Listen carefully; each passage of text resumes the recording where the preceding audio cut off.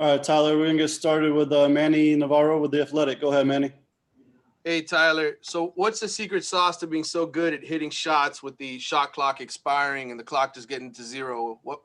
How did you train yourself to be so good at that? Just practicing over and over, practicing any shot, preparing for any moment. And then whenever that moment comes or the opportunity comes, just being ready for it and to capitalize. Just knocking down shots with confidence.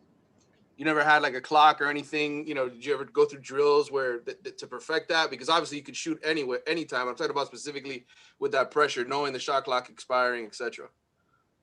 No, I mean, just knowing I think just being aware of the shot clock and knowing that it's winding down 5, 4, 3, 2, and just, once you see that, just having to make a play right away out of it.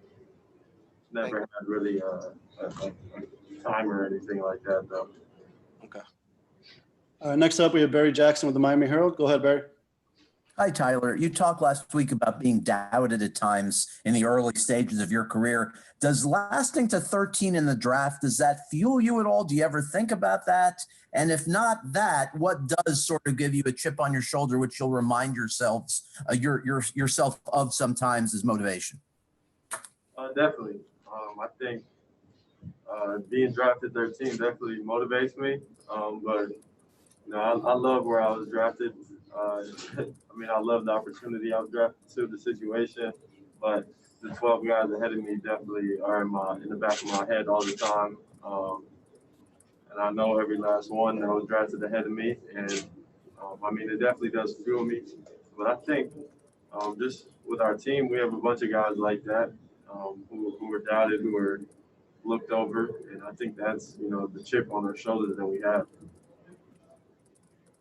All right, next up is Julio Montenegro from Argentina. Go ahead. Hi, Tyler. What would be the keys to win the first game of the finals? Keys to the first game, just coming out with a lot of focus and energy, sticking to our game plan.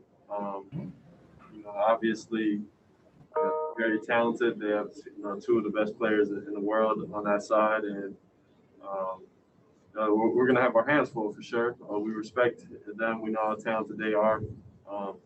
But we're definitely feel like we have the right pieces to win game one. And that's all we're worried about right now is game one. So as long as we keep, the game one the main focus, we'll go game by game. But game one is our main focus right now. Thanks. Next up we have Vincius with Brazil. Go ahead. Hi, Tyler. Nice to see you. I always seen on social media Jimmy making fun of you, and in your 37.9, Dwayne Wade said that you definitely got a black friend. So I just want to know, how can you describe your relationship with them? Jimmy? Our relationship with Jimmy is what it is, what you guys see. He's like a big brother to me. He's there since I've been drafted.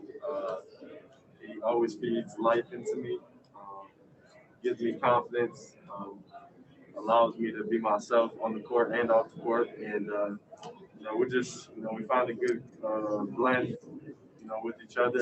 And he's just a leader. He's just going to lead me and lead the rest of the team to where we want to go. All right, next up, we have a question from Mark Bourbon with New York Post. Go ahead, Mark. Yeah, Tyler. A lot of Kentucky guys in the NBA Finals. How much credit do you give to someone like Kenny Payne, who's now in the NBA, and what did you think about him getting an NBA job, going to the Knicks? Yeah, I think that's tremendous for him and his career coaching.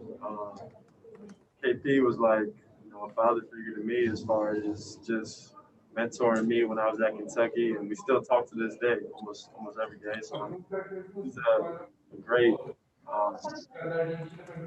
leader in his own way as well. Just been around a lot of tremendous players, talented players who came through Kentucky and who are obviously in the league now.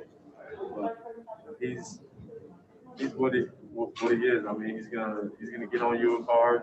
He's a tough coach. He's gonna coach you. Your best. He's gonna try to bring the best out of you. But I'm really happy for him, and I'm happy that he got that job. Thank you.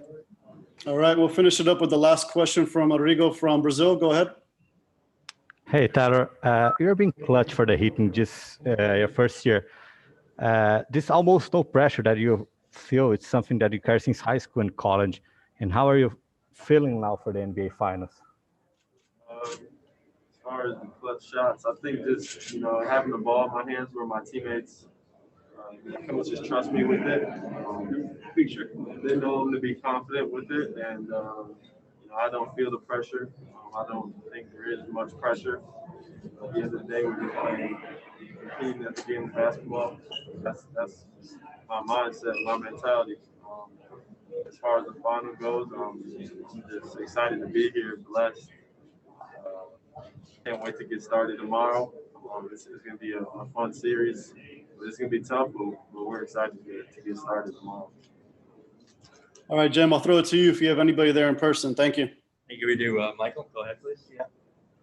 I'm just curious. The guys that came in the league with like Michael Jordan and Kobe, they always say the first time they played against them was in their head. Does LeBron have that effect on young guys, and is it hard to get out of the mind? I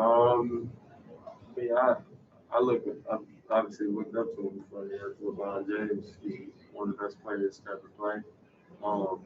But at the same time, it's my third time playing him, so at this point, I'm not looking up to anybody.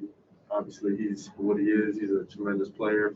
But at the end of the day, we're competing to win the championship, and I think that's the biggest thing.